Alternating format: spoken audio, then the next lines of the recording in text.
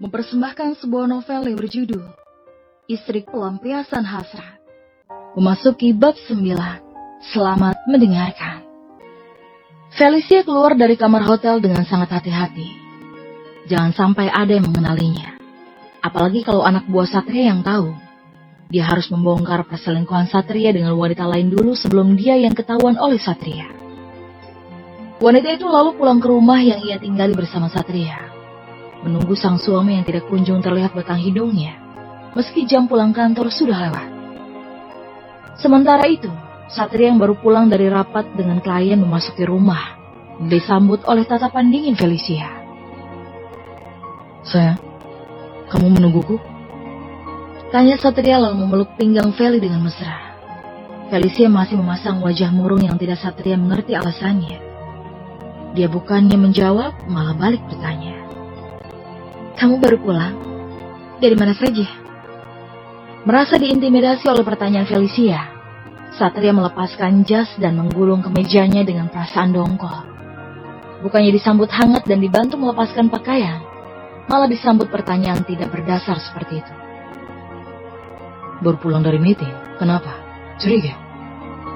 Mata Satria mulai melotot. Meski amarahnya masih bisa ditahan, tapi pertanyaan Feli sangat membuatnya kesal. Ya, memang dia menjalin hubungan dengan Kania. Tapi masalahnya saat ini dia memang baru pulang dari rapat dan bukan menemui Kania. Felicia yang berselingkuh, jelas saja curiga pada Satria. Orang bilang, perbuatan buruk itu pasti akan dibalas dengan keburukan pula. Dia takut Satria melakukannya, apalagi bukti foto itu terus menghantui pikirannya. Ya tentu saja aku curiga, aku berhak untuk curiga, karena ini. Felicia menyodorkan ponselnya menampilkan sosok Satria bersama wanita yang diberikan oleh Andrew. Meskipun tidak terlihat jelas wajah wanita itu, tapi melihat adegan yang terbilang mesra itu, siapapun pasti mengira Satria menjalin hubungan istimewa dengan wanita itu. Satria menatap wajahnya sendiri di ponsel sang istri. Entah dari mana Felicia mendapatkannya, Satria tidak bisa mengelak bahwa itu bukan dirinya. Akan tetapi wajah Kania yang tidak terlihat pasti membuat Felicia tidak mengetahui fakta hubungan mereka. "Dia pegawaiku. Foto itu waktu kami mengadakan liburan di Jogja. Memangnya salah kalau aku tertawa seperti itu dengan karyawanku sendiri?" Jawab Satria setengah berbohong. Memang benar Kania adalah pegawainya dan mereka sedang di Jogja saat itu. Tapi masalahnya waktu itu dia belum tahu jika Kania adalah pegawainya. 8 tahun aku bersamamu, Vel. Aku membebaskan kamu di luar negeri karena aku percaya padamu. Tapi sekarang apa? Kau meragukanku? Satria meninggalkan Feli dengan keadaan emosi. Dia berjalan ke kamar untuk membersihkan diri. Dia tidak ada tenaga untuk meladeni Feli. Felicia merasa ditinggalkan begitu saja tanpa menyelesaikan masalah, akhirnya menyusul suaminya ke kamar. Ternyata Satria sudah masuk ke kamar mandi, dan terpaksa dia harus menunggu suaminya. Beberapa waktu berlalu, Satria akhirnya keluar dengan pakaian tidurnya. Wajahnya masih terlihat kesal saat naik ke atas kasur. "Jelaskan soal hubunganmu sama wanita itu, Sat!" teriak Felicia dengan kesal. Dia tidak akan membiarkan Satria menghindar begitu saja sampai mengakui siapa wanita bersamanya. "Apalagi, Vel? Sudah aku bilang kalau dia itu pegawaiku. Cari saja di kantor sana. Ratusan orang itu kamu tanya satu-satu biar kamu puas." Satria mengurungkan niatnya untuk tidur bersama Felicia. Dia keluar dari kamar membawa ponselnya sambil membanting pintu dan memilih untuk tidur di kamar lain. Felicia mengepalkan tangan menahan kesal. Sepertinya Satria tidak akan pernah mengaku. Ya mungkin sama seperti dia, jika nanti Satria mengetahui perselingkuhannya. Sementara di kamar lain, Satria mengirimkan pesan pada Kania untuk tidak saling bertemu dulu. Dia juga berpesan pada Kania untuk tidak terlalu dekat di kantor karena Felicia mulai curiga. Satria juga menghubungi sekretaris Gia untuk mencari informasi sekecil apapun tentang Felicia secepatnya. Seminggu sejak bertengkar dengan Felicia, Satria memilih untuk tidak menemui Kania, dan itu membuat kepalanya seperti mau meledak. Dia butuh pelampiasan, sedangkan seleranya terhadap Felicia mulai menghilang, dan akhirnya berakhir dengan senam 5 jari di kamar mandi sambil membayangkan tubuh Kania. Kini hubungannya dengan Kania harus kembali diuji, karena dia harus melakukan perjalanan ke luar negeri selama 1 minggu. "Bagaimana penyelidikanmu tentang Feli dan juga Kania?" tanya Satria saat dia dan sekretarisnya sudah berada di pesawat. Mengenai Nona Kania, dia sudah melunasi semua hutangnya, dan rumah serta motor yang tergadai juga sudah ditebus. Nona Kania sudah bebas sejak bulan lalu, Tuan. Dan uang dari Tuan bulan ini belum digunakan sama sekali. Jawab Sekretaris Gio dengan jelas.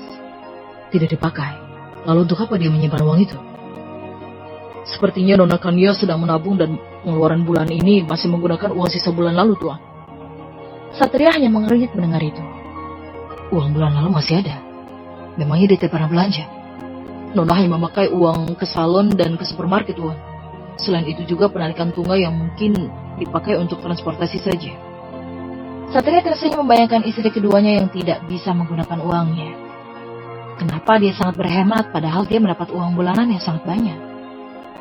Kalau Feli, apa yang kamu dapatkan? Sekretaris Gio menunduk. Menyesal karena kesulitan mendapatkan petunjuk atau informasi mengenai Felicia.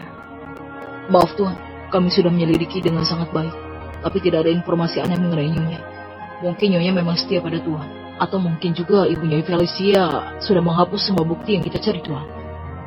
Kalian harus bekerja keras lagi. Mamanya Feli pasti menyembunyikan sesuatu dari kita. Baru 2 hari di luar negeri, Satria dikejutkan dengan kedatangan Feli yang tiba-tiba menyusulnya. Sebenarnya wanita itu datang karena ingin memastikan bahwa Satria sedang bersama wanita lain atau tidak. Kenapa kau kesini, Fel? Tanya Satria.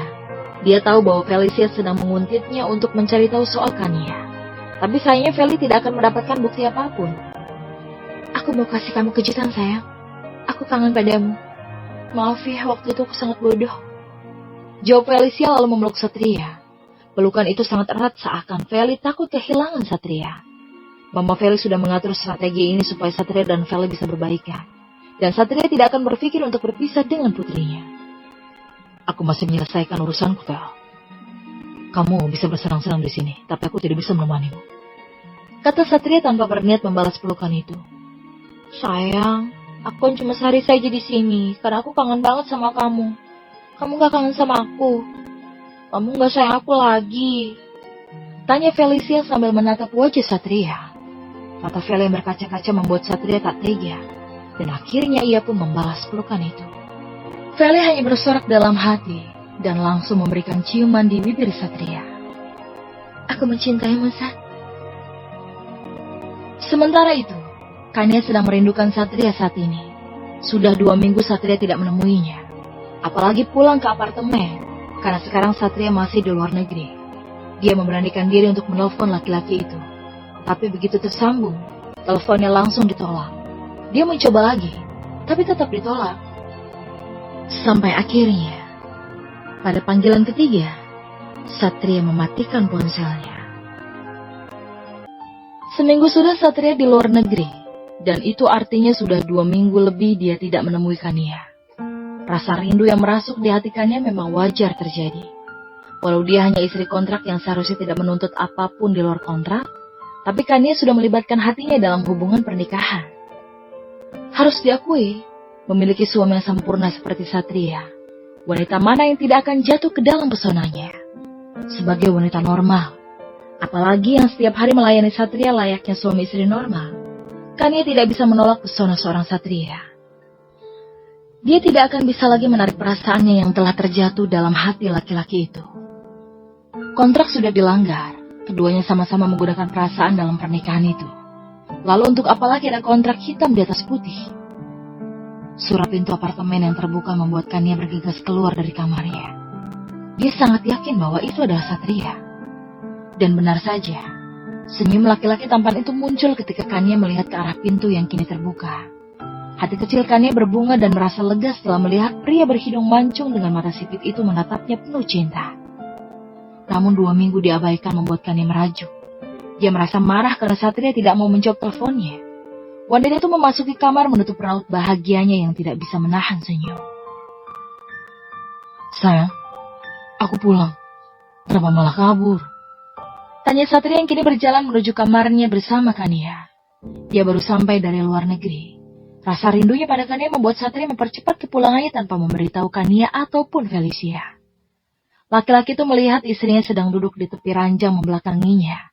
Satria tahu Kania pasti sedang marah. Hai sayang, beginikah cara menyambut suami yang baru pulang?